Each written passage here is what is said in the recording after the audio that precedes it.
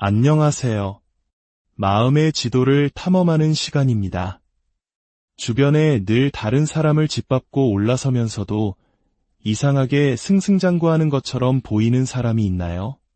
그들은 마치 어떤 대가도 치르지 않을 것처럼 사람들을 희생양 삼아 자신의 제국을 건설합니다. 그 과정에서 타인이 입는 상처 따위는 안중에도 없죠. 스스로를 천하무적이라 믿으며 자신의 행동이 결코 부메랑이 되어 돌아오지 않을 것이라 확신합니다. 하지만 그들이 인생의 절정이라 믿는 승리의 시간은 영원하지 않습니다. 그들이 쌓아올린 모든 것이 모래성처럼 허물어지는 순간이 반드시 찾아옵니다. 나르시시스트, 즉 자기애성 성격장애를 가진 사람들은 모두 인생에서 7개의 극단적인 단계를 거치게 됩니다. 처음 4-5단계 동안 그들은 세상의 왕이 된 듯한 착각에 빠집니다. 하지만 그 화려한 무대에 막이 내리고 6번째와 7번째 단계에 들어서면 비로소 그들이 평생 외면해온 진짜 대가를 치르게 됩니다. 그것이 바로 그들이 받게 될 가장 혹독한 형벌이자 그들의 삶이 마주할 피할 수 없는 결말입니다. 오늘 이야기가 여러분의 마음에 작은 울림을 준다면 구독과 공유로 저희가 더 깊이 있는 이야기를 만드는 데 힘이 되어주세요. 여러분의 관심이 비슷한 아픔을 겪는 이들에게는 큰 위로와 용기가 될 수 있습니다. 그럼 이제 한 나르시시스트의 요람에서 무덤까지 그들의 삶이 어떻게 형성되고 또 어떻게 막을 내리는지 그 7단계의 여정을 함께 따라가 보겠습니다.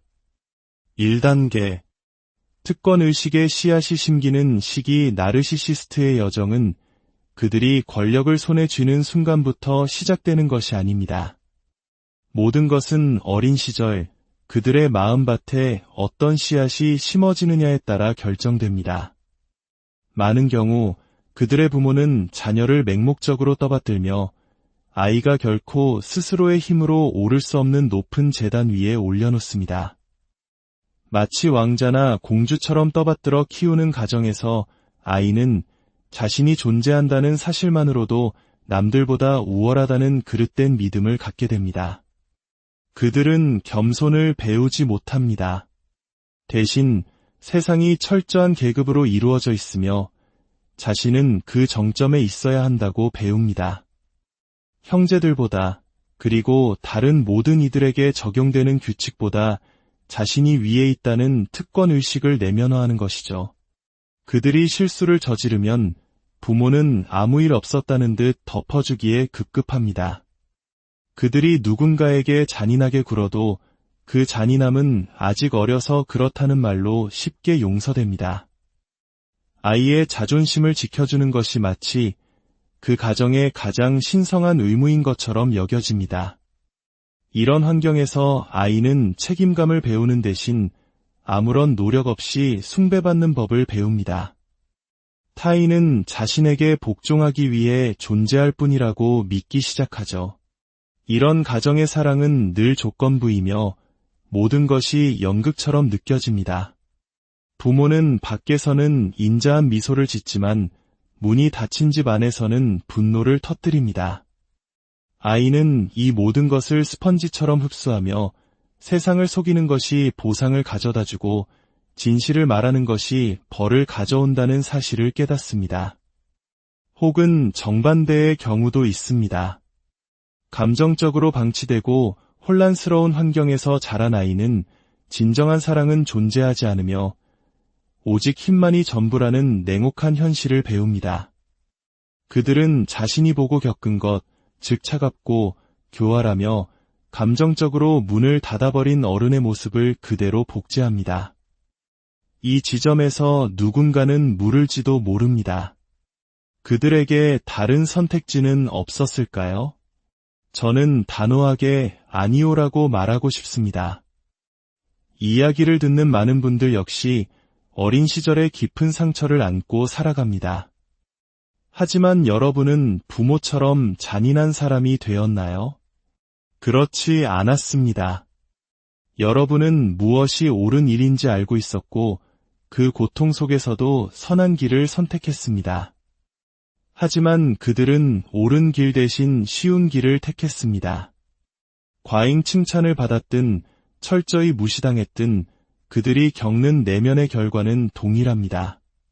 그들의 진짜 자아는 버려지고 그 자리를 거짓 자아가 차지하기 시작합니다. 이 거짓 자아는 타인을 사랑하기 위해서가 아니라 그들을 지배하기 위해 설계된 정교한 가면일 뿐입니다. 2단계. 거짓 자아의 탄생 나이가 들면서 그들은 진정한 자기 자신이 되는 것을 완전히 포기합니다. 대신 어떻게 하면 사람들에게 좋은 평가를 받을 수 있을까를 연구하고 완벽하게 다른 사람의 모습을 흉내내기 시작합니다. 죄책감, 수치심, 연약함과 같은 진짜 감정들은 내면 깊숙한 곳에 파묻어 버립니다.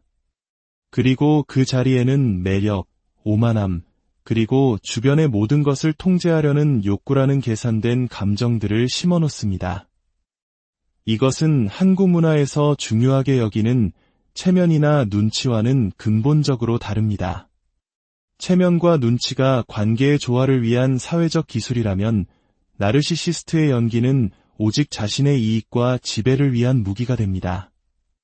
그들의 진정한 자아는 배경 속으로 사라지고 침묵을 강요당하며 잊혀지고 이 정교하게 만들어진 이미지 아래에 묻혀버립니다. 이때부터 그들은 카멜레온처럼 위장하고 상황에 따라 자유자재로 모습을 바꾸는 세이프 시프팅을 시작합니다.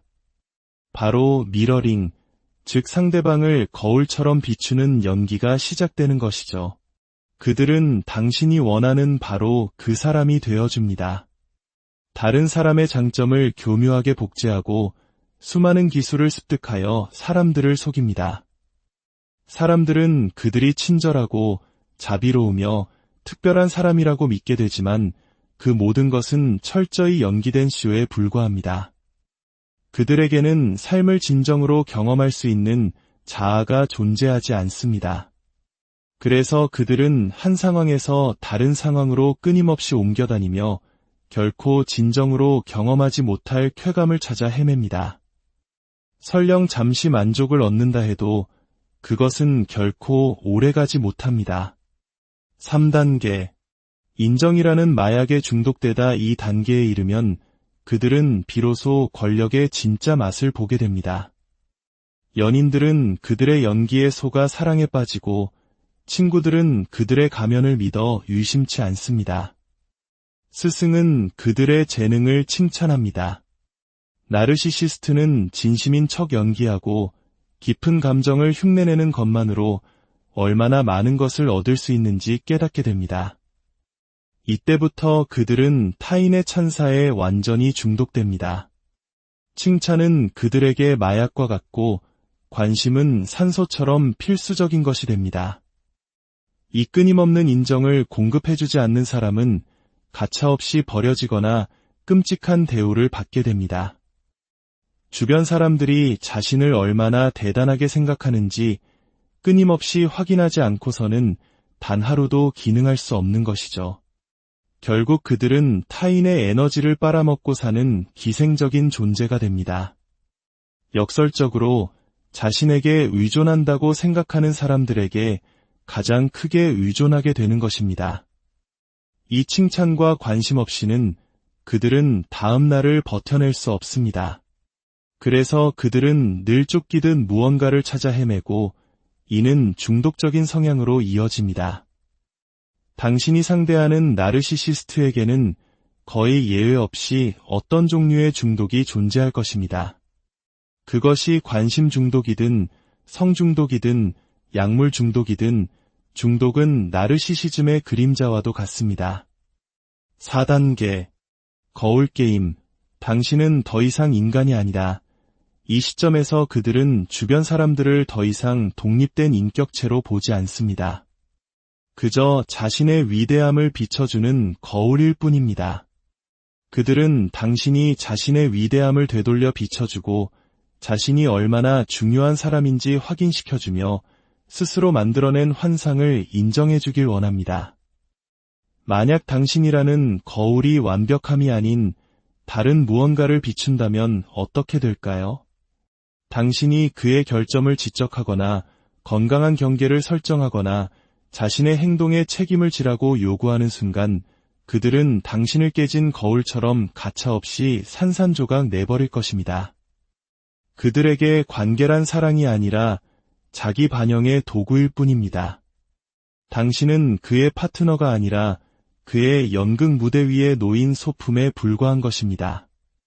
사람들이 점차가면 뒤의 진짜 모습을 보기 시작하면 그들은 극도로 절박해집니다.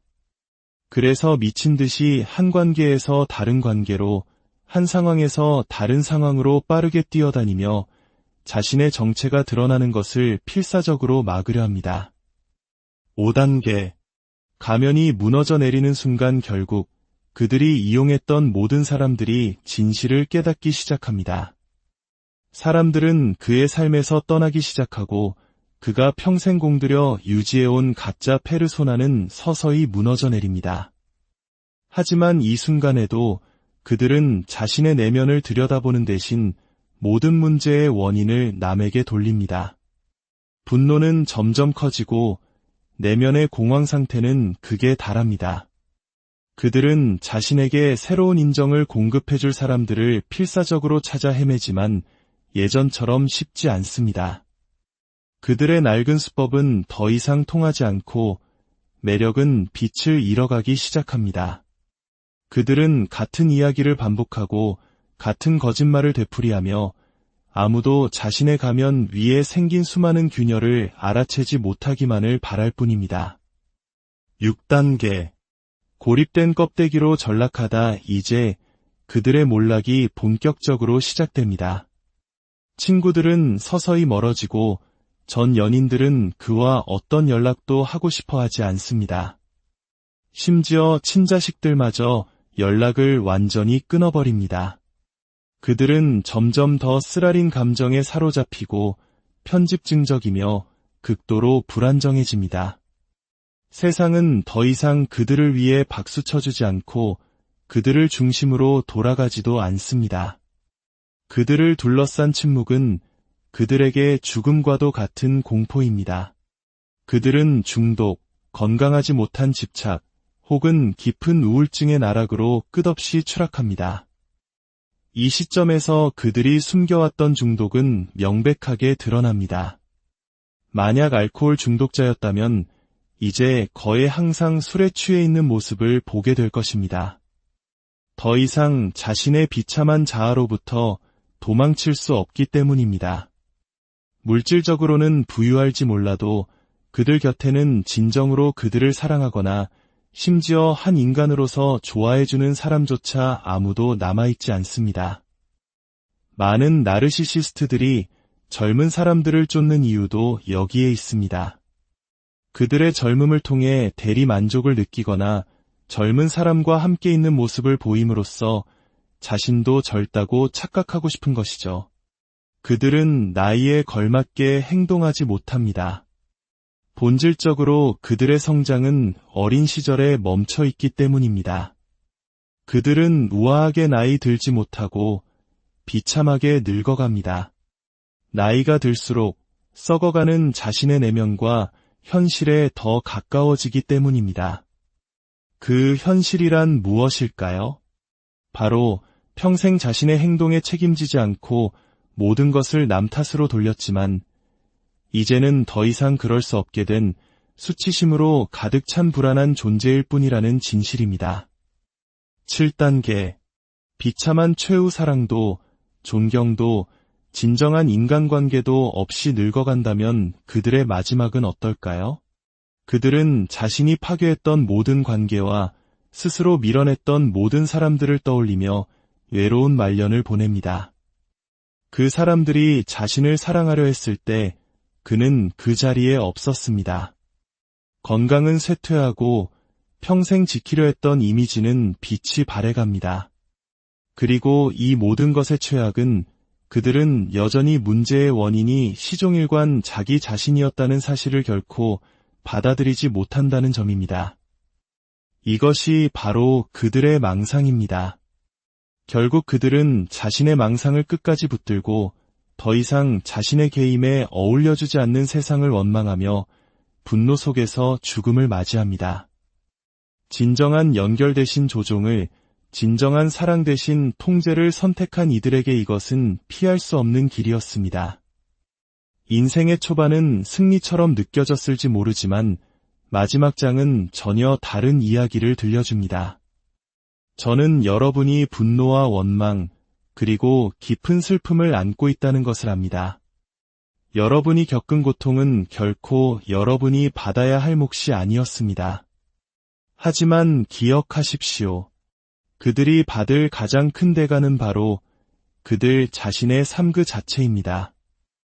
그들이 저지른 행동과 그들이 준 고통은 언제나 부메랑처럼 자신에게로 돌아가게 되어 있습니다. 자신이 뿌린 대로 거두는 것, 이것이 바로 그들이 평생 외면해온 삶의 진실이자 그들의 업보입니다.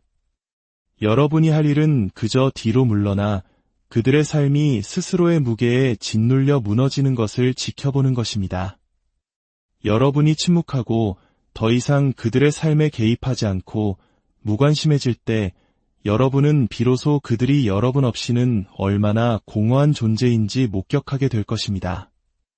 오늘 이야기가 상처받은 누군가에게 작은 위로와 함께 자신을 돌아보는 계기가 되었기를 바랍니다.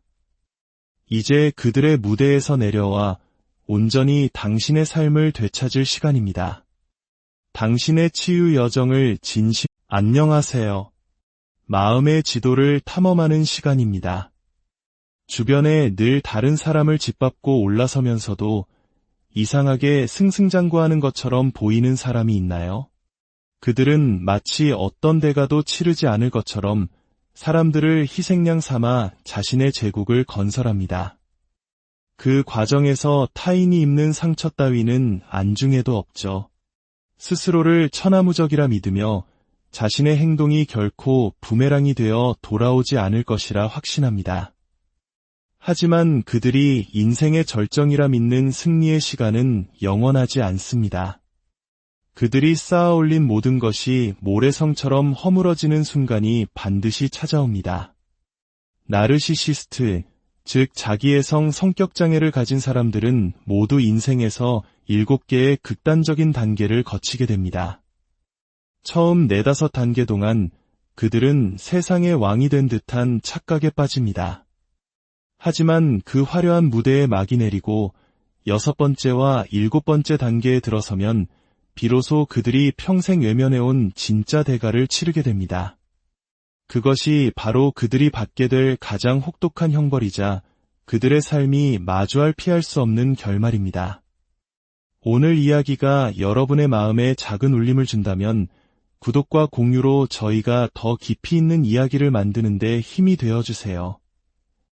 여러분의 관심이 비슷한 아픔을 겪는 이들에게는 큰 위로와 용기가 될 수 있습니다.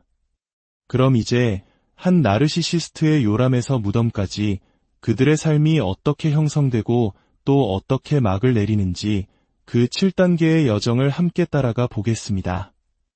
1단계. 특권의식의 씨앗이 심기는 시기. 나르시시스트의 여정은 그들이 권력을 손에 쥐는 순간부터 시작되는 것이 아닙니다. 모든 것은 어린 시절 그들의 마음밭에 어떤 씨앗이 심어지느냐에 따라 결정됩니다. 많은 경우 그들의 부모는 자녀를 맹목적으로 떠받들며 아이가 결코 스스로의 힘으로 오를 수 없는 높은 제단 위에 올려놓습니다. 마치 왕자나 공주처럼 떠받들어 키우는 가정에서 아이는 자신이 존재한다는 사실만으로도 남들보다 우월하다는 그릇된 믿음을 갖게 됩니다. 그들은 겸손을 배우지 못합니다. 대신 세상이 철저한 계급으로 이루어져 있으며 자신은 그 정점에 있어야 한다고 배웁니다. 형제들보다 그리고 다른 모든 이들에게 적용되는 규칙보다 자신이 위에 있다는 특권의식을 내면화하는 것이죠. 그들이 실수를 저지르면 부모는 아무 일 없었다는 듯 덮어주기에 급급합니다. 그들이 누군가에게 잔인하게 굴어도 그 잔인함은 아직 어려서 그렇다는 말로 쉽게 용서됩니다.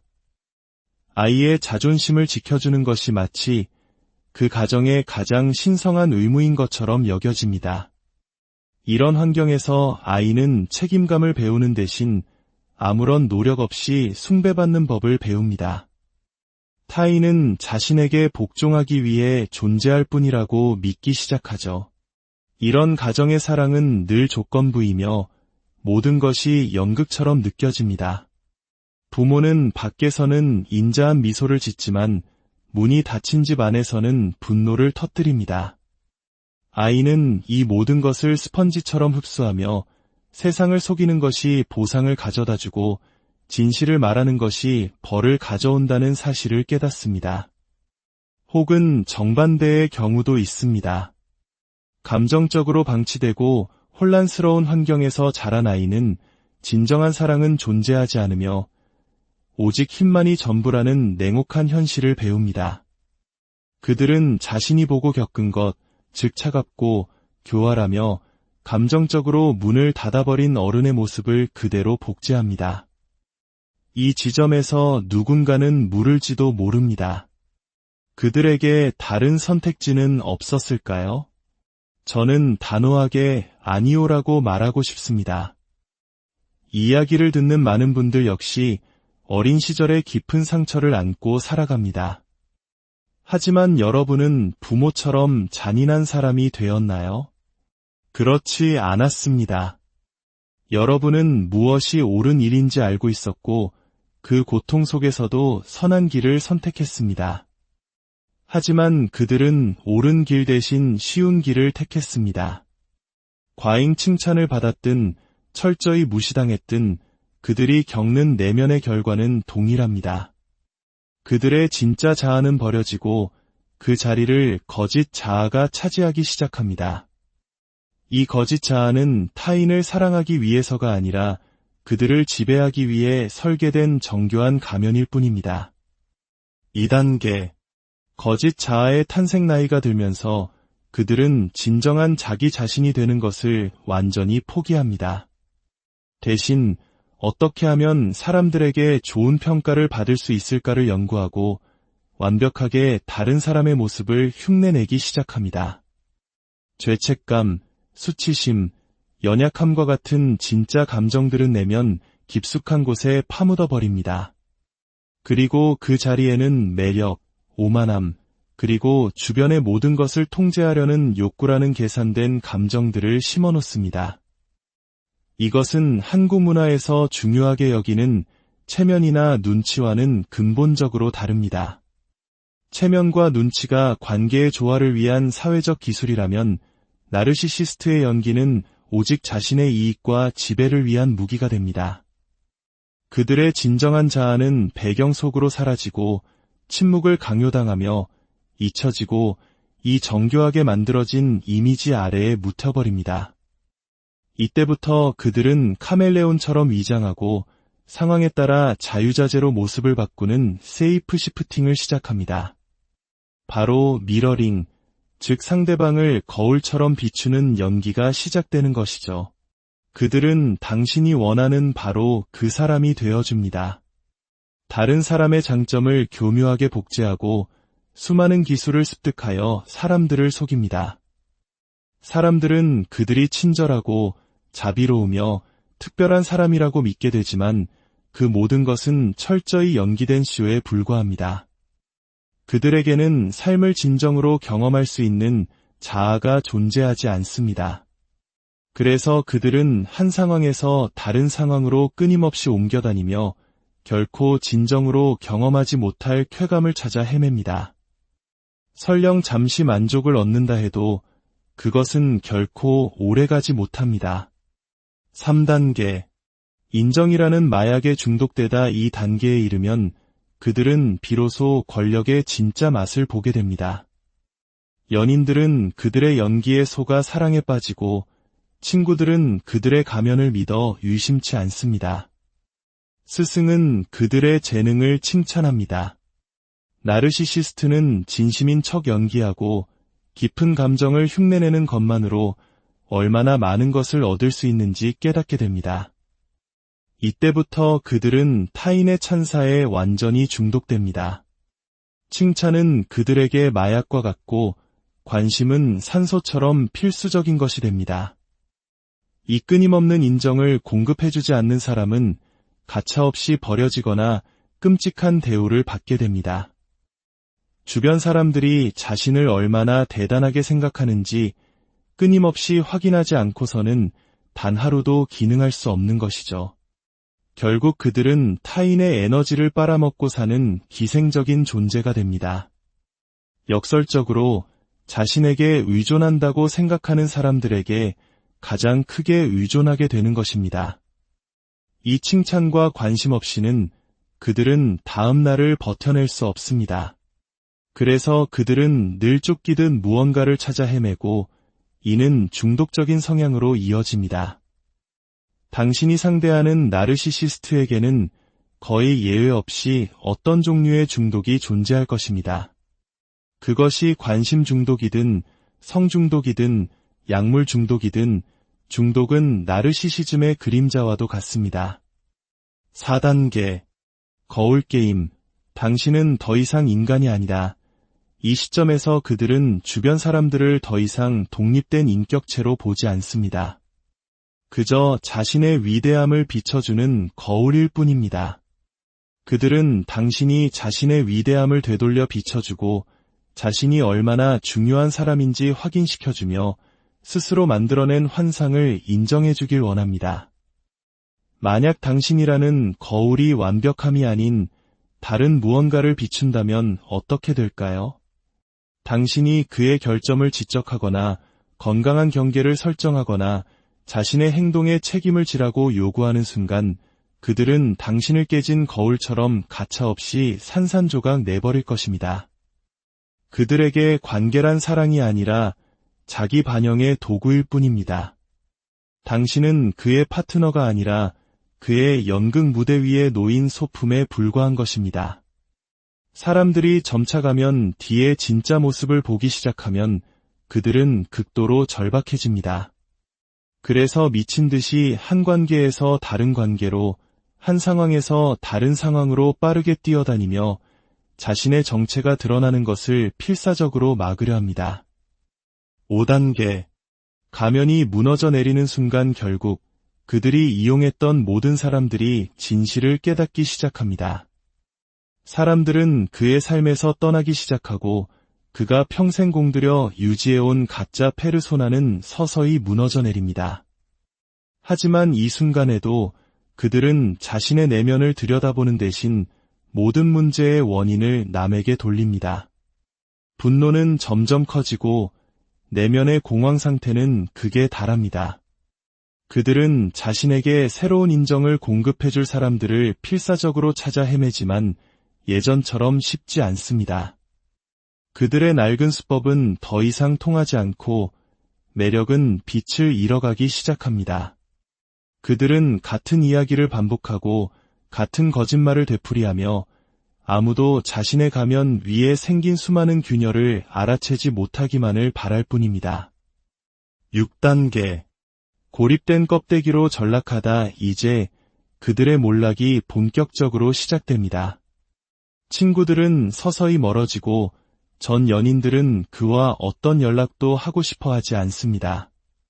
심지어 친자식들마저 연락을 완전히 끊어버립니다. 그들은 점점 더 쓰라린 감정에 사로잡히고 편집증적이며 극도로 불안정해집니다. 세상은 더 이상 그들을 위해 박수 쳐주지 않고 그들을 중심으로 돌아가지도 않습니다. 그들을 둘러싼 침묵은 그들에게 죽음과도 같은 공포입니다. 그들은 중독, 건강하지 못한 집착, 혹은 깊은 우울증의 나락으로 끝없이 추락합니다. 이 시점에서 그들이 숨겨왔던 중독은 명백하게 드러납니다. 만약 알코올 중독자였다면 이제 거의 항상 술에 취해 있는 모습을 보게 될 것입니다. 더 이상 자신의 비참한 자아로부터 도망칠 수 없기 때문입니다. 물질적으로는 부유할지 몰라도 그들 곁에는 진정으로 그들을 사랑하거나 심지어 한 인간으로서 좋아해주는 사람조차 아무도 남아있지 않습니다. 많은 나르시시스트들이 젊은 사람들을 쫓는 이유도 여기에 있습니다. 그들의 젊음을 통해 대리 만족을 느끼거나 젊은 사람과 함께 있는 모습을 보임으로써 자신도 젊다고 착각하고 싶은 것이죠. 그들은 나이에 걸맞게 행동하지 못합니다. 본질적으로 그들의 성장은 어린 시절에 멈춰 있기 때문입니다. 그들은 우아하게 나이 들지 못하고 비참하게 늙어갑니다. 나이가 들수록 썩어가는 자신의 내면과 현실에 더 가까워지기 때문입니다. 그 현실이란 무엇일까요? 바로 평생 자신의 행동에 책임지지 않고 모든 것을 남 탓으로 돌렸지만 이제는 더 이상 그럴 수 없게 된 수치심으로 가득 찬 불안한 존재일 뿐이라는 진실입니다. 7단계. 비참한 최후 사랑도 존경도 진정한 인간관계도 없이 늙어간다면 그들의 마지막은 어떨까요? 그들은 자신이 파괴했던 모든 관계와 스스로 밀어냈던 모든 사람들을 떠올리며 외로운 말년을 보냅니다. 그 사람들이 자신을 사랑하려 했을 때 그는 그 자리에 없었습니다. 건강은 쇠퇴하고 평생 지키려 했던 이미지는 빛이 발해갑니다. 그리고 이 모든 것의 최악은 그들은 여전히 문제의 원인이 시종일관 자기 자신이었다는 사실을 결코 받아들이지 못한다는 점입니다. 이것이 바로 그들의 망상입니다. 결국 그들은 자신의 망상을 끝까지 붙들고 더 이상 자신의 계임에 어울려주지 않는 세상을 원망하며 분노 속에서 죽음을 맞이합니다. 진정한 연결 대신 조종을, 진정한 사랑 대신 통제를 선택한 이들에게 이것은 피할 수 없는 길이었습니다. 인생의 초반은 승리처럼 느껴졌을지 모르지만 마지막 장은 전혀 다른 이야기를 들려줍니다. 저는 여러분이 분노와 원망, 그리고 깊은 슬픔을 안고 있다는 것을 압니다. 여러분이 겪은 고통은 결코 여러분이 받아야 할 몫이 아니었습니다. 하지만 기억하십시오. 그들이 받을 가장 큰 대가는 바로 그들 자신의 삶 그 자체입니다. 그들이 저지른 행동과 그들이 준 고통은 언제나 부메랑처럼 자신에게로 돌아가게 되어 있습니다. 자신이 뿌린 대로 거두는 것, 이것이 바로 그들이 평생 외면해온 삶의 진실이자 그들의 업보입니다. 여러분이 할 일은 그저 뒤로 물러나 그들의 삶이 스스로의 무게에 짓눌려 무너지는 것을 지켜보는 것입니다.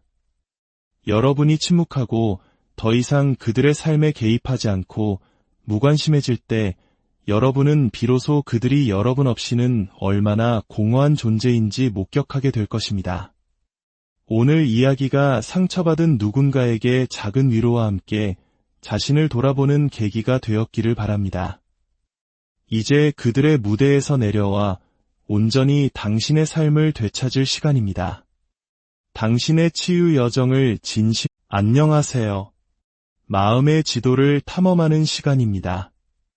주변에 늘 다른 사람을 짓밟고 올라서면서도 이상하게 승승장구하는 것처럼 보이는 사람이 있나요? 그들은 마치 어떤 대가도 치르지 않을 것처럼 사람들을 희생양 삼아 자신의 제국을 건설합니다.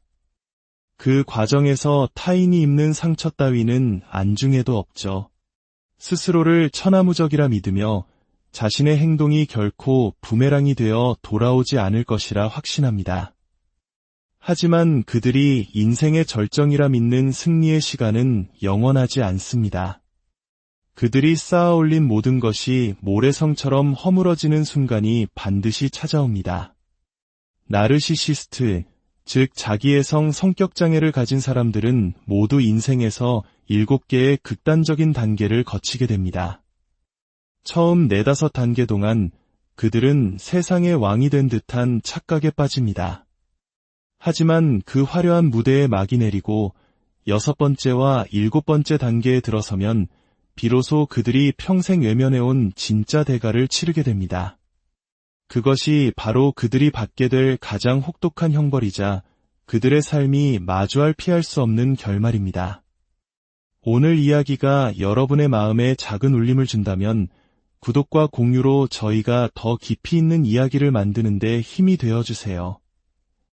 여러분의 관심이 비슷한 아픔을 겪는 이들에게는 큰 위로와 용기가 될 수 있습니다. 그럼 이제 한 나르시시스트의 요람에서 무덤까지 그들의 삶이 어떻게 형성되고 또 어떻게 막을 내리는지 그 7단계의 여정을 함께 따라가 보겠습니다. 1단계. 특권의식의 씨앗이 심기는 시기. 나르시시스트의 여정은 그들이 권력을 손에 쥐는 순간부터 시작되는 것이 아닙니다. 모든 것은 어린 시절 그들의 마음밭에 어떤 씨앗이 심어지느냐에 따라 결정됩니다. 많은 경우 그들의 부모는 자녀를 맹목적으로 떠받들며 아이가 결코 스스로의 힘으로 오를 수 없는 높은 제단 위에 올려놓습니다. 마치 왕자나 공주처럼 떠받들어 키우는 가정에서 아이는 자신이 존재한다는 사실만으로도 남들보다 우월하다는 그릇된 믿음을 갖게 됩니다. 그들은 겸손을 배우지 못합니다. 대신 세상이 철저한 계급으로 이루어져 있으며 자신은 그 정점에 있어야 한다고 배웁니다. 형제들보다 그리고 다른 모든 이들에게 적용되는 규칙보다 자신이 위에 있다는 특권의식을 내면화하는 것이죠. 그들이 실수를 저지르면 부모는 아무 일 없었다는 듯 덮어주기에 급급합니다. 그들이 누군가에게 잔인하게 굴어도 그 잔인함은 아직 어려서 그렇다는 말로 쉽게 용서됩니다. 아이의 자존심을 지켜주는 것이 마치 그 가정의 가장 신성한 의무인 것처럼 여겨집니다. 이런 환경에서 아이는 책임감을 배우는 대신 아무런 노력 없이 숭배받는 법을 배웁니다. 타인은 자신에게 복종하기 위해 존재할 뿐이라고 믿기 시작하죠. 이런 가정의 사랑은 늘 조건부이며 모든 것이 연극처럼 느껴집니다. 부모는 밖에서는 인자한 미소를 짓지만 문이 닫힌 집 안에서는 분노를 터뜨립니다. 아이는 이 모든 것을 스펀지처럼 흡수하며 세상을 속이는 것이 보상을 가져다주고 진실을 말하는 것이 벌을 가져온다는 사실을 깨닫습니다. 혹은 정반대의 경우도 있습니다. 감정적으로 방치되고 혼란스러운 환경에서 자란 아이는 진정한 사랑은 존재하지 않으며 오직 힘만이 전부라는 냉혹한 현실을 배웁니다. 그들은 자신이 보고 겪은 것, 즉 차갑고 교활하며 감정적으로 문을 닫아버린 어른의 모습을 그대로 복제합니다. 이 지점에서 누군가는 물을지도 모릅니다.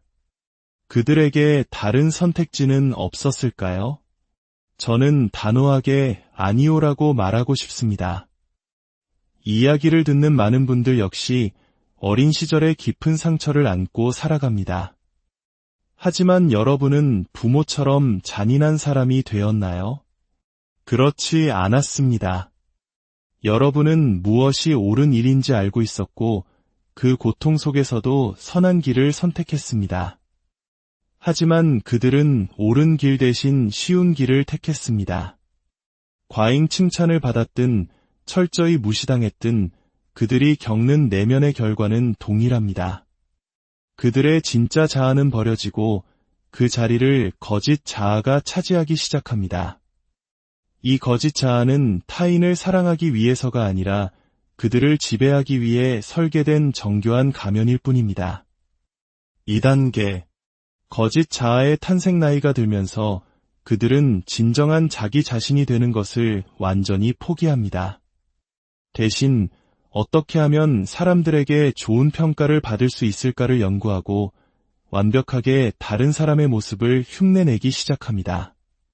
죄책감, 수치심, 연약함과 같은 진짜 감정들은 내면 깊숙한 곳에 파묻어 버립니다. 그리고 그 자리에는 매력, 오만함, 그리고 주변의 모든 것을 통제하려는 욕구라는 계산된 감정들을 심어놓습니다. 이것은 한국 문화에서 중요하게 여기는 체면이나 눈치와는 근본적으로 다릅니다. 체면과 눈치가 관계의 조화를 위한 사회적 기술이라면 나르시시스트의 연기는 오직 자신의 이익과 지배를 위한 무기가 됩니다. 그들의 진정한 자아는 배경 속으로 사라지고 침묵을 강요당하며 잊혀지고 이 정교하게 만들어진 이미지 아래에 묻혀버립니다.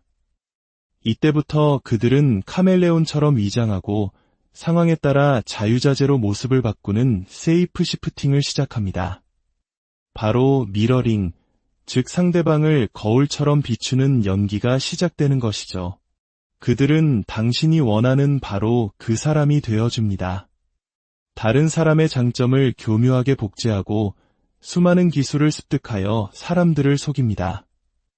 사람들은 그들이 친절하고 자비로우며 특별한 사람이라고 믿게 되지만 그 모든 것은 철저히 연기된 쇼에 불과합니다. 그들에게는 삶을 진정으로 경험할 수 있는 자아가 존재하지 않습니다. 그래서 그들은 한 상황에서 다른 상황으로 끊임없이 옮겨다니며 결코 진정으로 경험하지 못할 쾌감을 찾아 헤맵니다. 설령 잠시 만족을 얻는다 해도 그것은 결코 오래가지 못합니다. 3단계. 인정이라는 마약에 중독되다 이 단계에 이르면 그들은 비로소 권력의 진짜 맛을 보게 됩니다. 연인들은 그들의 연기에 속아 사랑에 빠지고 친구들은 그들의 가면을 믿어 의심치 않습니다. 스승은 그들의 재능을 칭찬합니다. 나르시시스트는 진심인 척 연기하고 깊은 감정을 흉내내는 것만으로 얼마나 많은 것을 얻을 수 있는지 깨닫게 됩니다. 이때부터 그들은 타인의 찬사에 완전히 중독됩니다. 칭찬은 그들에게 마약과 같고 관심은 산소처럼 필수적인 것이 됩니다. 이 끊임없는 인정을 공급해주지 않는 사람은 가차없이 버려지거나 끔찍한 대우를 받게 됩니다. 주변 사람들이 자신을 얼마나 대단하게 생각하는지 끊임없이 확인하지 않고서는 단 하루도 기능할 수 없는 것이죠. 결국 그들은 타인의 에너지를 빨아먹고 사는 기생적인 존재가 됩니다. 역설적으로 자신에게 의존한다고 생각하는 사람들에게 가장 크게 의존하게 되는 것입니다. 이 칭찬과 관심 없이는 그들은 다음 날을 버텨낼 수 없습니다. 그래서 그들은 늘 쫓기듯 무언가를 찾아 헤매고 이는 중독적인 성향으로 이어집니다. 당신이 상대하는 나르시시스트에게는 거의 예외 없이 어떤 종류의 중독이 존재할 것입니다. 그것이 관심 중독이든 성중독이든 약물 중독이든 중독은 나르시시즘의 그림자와도 같습니다. 4단계. 거울게임. 당신은 더 이상 인간이 아니다. 이 시점에서 그들은 주변 사람들을 더 이상 독립된 인격체로 보지 않습니다. 그저 자신의 위대함을 비춰주는 거울일 뿐입니다. 그들은 당신이 자신의 위대함을 되돌려 비춰주고 자신이 얼마나 중요한 사람인지 확인시켜주며 스스로 만들어낸 환상을 인정해주길 원합니다. 만약 당신이라는 거울이 완벽함이 아닌 다른 무언가를 비춘다면 어떻게 될까요? 당신이 그의 결점을 지적하거나 건강한 경계를 설정하거나 자신의 행동에 책임을 지라고 요구하는 순간 그들은 당신을 깨진 거울처럼 가차없이 산산조각 내버릴 것입니다. 그들에게 관계란 사랑이 아니라 자기 반영의 도구일 뿐입니다. 당신은 그의 파트너가 아니라 그의 연극 무대 위에 놓인 소품에 불과한 것입니다. 사람들이 점차가면 뒤의 진짜 모습을 보기 시작하면 그들은 극도로 절박해집니다. 그래서 미친 듯이 한 관계에서 다른 관계로, 한 상황에서 다른 상황으로 빠르게 뛰어다니며 자신의 정체가 드러나는 것을 필사적으로 막으려 합니다. 5단계. 가면이 무너져 내리는 순간 결국 그들이 이용했던 모든 사람들이 진실을 깨닫기 시작합니다. 사람들은 그의 삶에서 떠나기 시작하고 그가 평생 공들여 유지해온 가짜 페르소나는 서서히 무너져 내립니다. 하지만 이 순간에도 그들은 자신의 내면을 들여다보는 대신 모든 문제의 원인을 남에게 돌립니다. 분노는 점점 커지고 내면의 공황 상태는 극에 달합니다. 그들은 자신에게 새로운 인정을 공급해줄 사람들을 필사적으로 찾아 헤매지만 예전처럼 쉽지 않습니다. 그들의 낡은 수법은 더 이상 통하지 않고 매력은 빛을 잃어가기 시작합니다. 그들은 같은 이야기를 반복하고 같은 거짓말을 되풀이하며 아무도 자신의 가면 위에 생긴 수많은 균열을 알아채지 못하기만을 바랄 뿐입니다. 6단계. 고립된 껍데기로 전락하다. 이제 그들의 몰락이 본격적으로 시작됩니다. 친구들은 서서히 멀어지고 전 연인들은 그와 어떤 연락도 하고 싶어 하지 않습니다. 심지어 친자식들마저 연락을 완전히 끊어버립니다. 그들은 점점 더 쓰라린 감정에 사로잡히고 편집증적이며 극도로 불안정해집니다.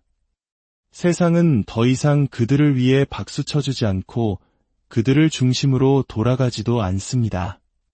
그들을 둘러싼 침묵은 그들에게 죽음과도 같은 공포입니다. 그들은 중독, 건강하지 못한 집착, 혹은 깊은 우울증의 나락으로 끝없이 추락합니다. 이 시점에서 그들이 숨겨왔던 중독은 명백하게 드러납니다. 만약 알코올 중독자였다면 이제 거의 항상 술에 취해 있는 모습을 보게 될 것입니다. 더 이상 자신의 비참한 자아로부터 도망칠 수 없기 때문입니다. 물질적으로는 부유할지 몰라도 그들 곁에는 진정으로 그들을 사랑하거나 심지어 한 인간으로서 좋아해주는 사람조차 아무도 남아있지 않습니다. 많은 나르시시스트들이 젊은 사람들을 쫓는 이유도 여기에 있습니다. 그들의 젊음을 통해 대리 만족을 느끼거나 젊은 사람과 함께 있는 모습을 보임으로써 자신도 젊다고 착각하고 싶은 것이죠. 그들은 나이에 걸맞게 행동하지 못합니다. 본질적으로 그들의 성장은 어린 시절에 멈춰 있기 때문입니다. 그들은 우아하게 나이 들지 못하고 비참하게 늙어갑니다. 나이가 들수록 썩어가는 자신의 내면과 현실에 더 가까워지기 때문입니다. 그 현실이란 무엇일까요? 바로 평생 자신의 행동에 책임지지 않고 모든 것을 남 탓으로 돌렸지만 이제는 더 이상 그럴 수 없게 된 수치심으로 가득 찬 불안한 존재일 뿐이라는 진실입니다. 7단계. 비참한 최후 사랑도 존경도 진정한 인간관계도 없이 늙어간다면 그들의 마지막은 어떨까요? 그들은 자신이 파괴했던 모든 관계와 스스로 밀어냈던 모든 사람들을 떠올리며 외로운 말년을 보냅니다. 그 사람들이 자신을 사랑하려 했을 때 그는 그 자리에 없었습니다. 건강은 쇠퇴하고 평생 지키려 했던 이미지는 빛이 발해갑니다. 그리고 이 모든 것의 최악은 그들은 여전히 문제의 원인이 시종일관 자기 자신이었다는 사실을 결코 받아들이지 못한다는 점입니다. 이것이 바로 그들의 망상입니다. 결국 그들은 자신의 망상을 끝까지 붙들고 더 이상 자신의 계임에 어울려주지 않는 세상을 원망하며 분노 속에서 죽음을 맞이합니다. 진정한 연결 대신 조종을, 진정한 사랑 대신 통제를 선택한 이들에게 이것은 피할 수 없는 길이었습니다. 인생의 초반은 승리처럼 느껴졌을지 모르지만 마지막 장은 전혀 다른 이야기를 들려줍니다. 저는 여러분이 분노와 원망, 그리고 깊은 슬픔을 안고 있다는 것을 압니다. 여러분이 겪은 고통은 결코 여러분이 받아야 할 몫이 아니었습니다. 하지만 기억하십시오. 그들이 받을 가장 큰 대가는 바로 그들 자신의 삶 그 자체입니다. 그들이 저지른 행동과 그들이 준 고통은 언제나 부메랑처럼 자신에게로 돌아가게 되어 있습니다. 자신이 뿌린 대로 거두는 것, 이것이 바로 그들이 평생 외면해온 삶의 진실이자 그들의 업보입니다. 여러분이 할 일은 그저 뒤로 물러나 그들의 삶이 스스로의 무게에 짓눌려 무너지는 것을 지켜보는 것입니다. 여러분이 침묵하고 더 이상 그들의 삶에 개입하지 않고 무관심해질 때 여러분은 비로소 그들이 여러분 없이는 얼마나 공허한 존재인지 목격하게 될 것입니다. 오늘 이야기가 상처받은 누군가에게 작은 위로와 함께 자신을 돌아보는 계기가 되었기를 바랍니다.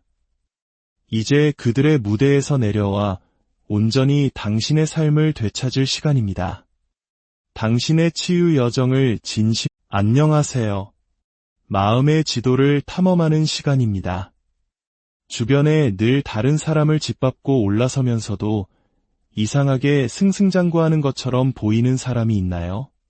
그들은 마치 어떤 대가도 치르지 않을 것처럼 사람들을 희생양 삼아 자신의 제국을 건설합니다. 그 과정에서 타인이 입는 상처 따위는 안중에도 없죠. 스스로를 천하무적이라 믿으며 자신의 행동이 결코 부메랑이 되어 돌아오지 않을 것이라 확신합니다. 하지만 그들이 인생의 절정이라 믿는 승리의 시간은 영원하지 않습니다. 그들이 쌓아올린 모든 것이 모래성처럼 허물어지는 순간이 반드시 찾아옵니다. 나르시시스트, 즉 자기애성 성격장애를 가진 사람들은 모두 인생에서 7개의 극단적인 단계를 거치게 됩니다. 처음 4-5단계 동안 그들은 세상의 왕이 된 듯한 착각에 빠집니다. 하지만 그 화려한 무대에 막이 내리고 6번째와 7번째 단계에 들어서면 비로소 그들이 평생 외면해온 진짜 대가를 치르게 됩니다.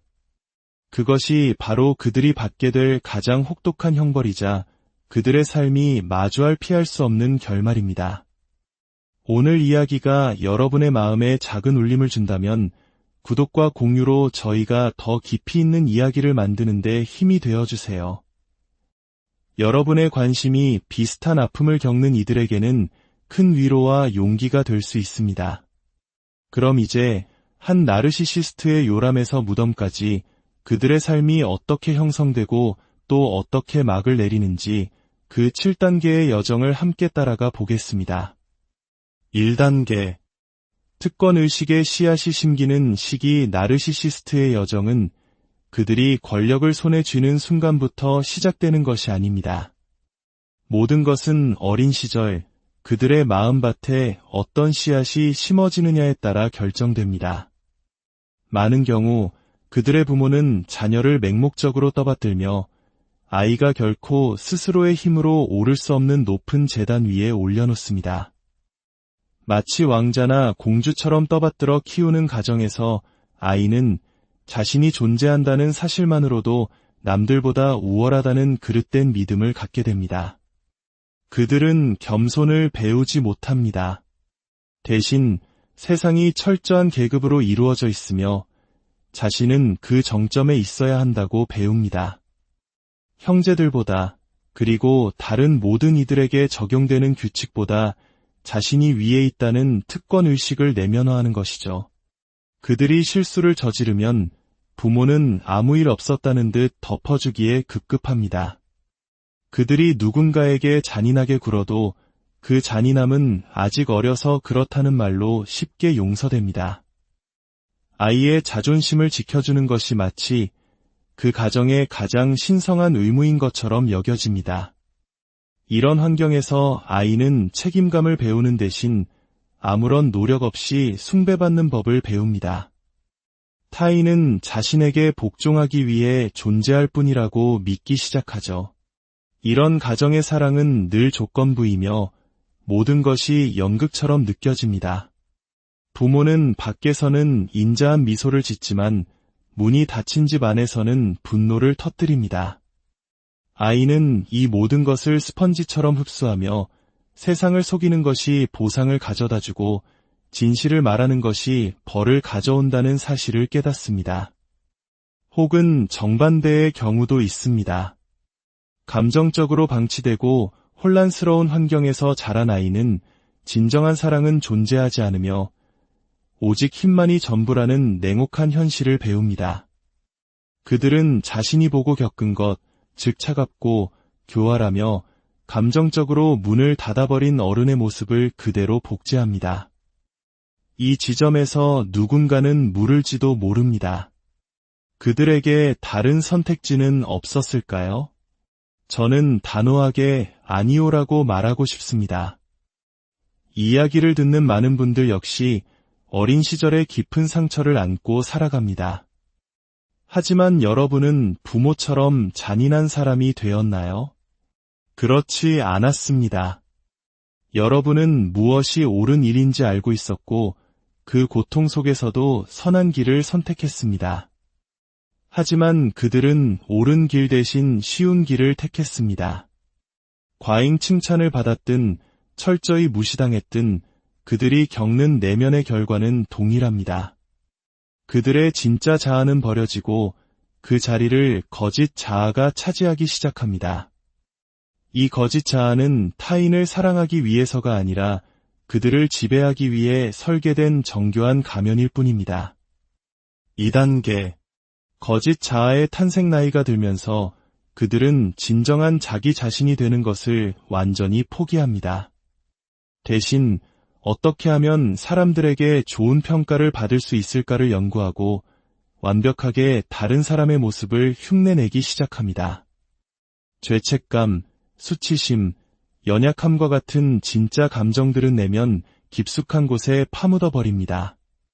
그리고 그 자리에는 매력, 오만함, 그리고 주변의 모든 것을 통제하려는 욕구라는 계산된 감정들을 심어놓습니다. 이것은 한국 문화에서 중요하게 여기는 체면이나 눈치와는 근본적으로 다릅니다. 체면과 눈치가 관계의 조화를 위한 사회적 기술이라면 나르시시스트의 연기는 오직 자신의 이익과 지배를 위한 무기가 됩니다.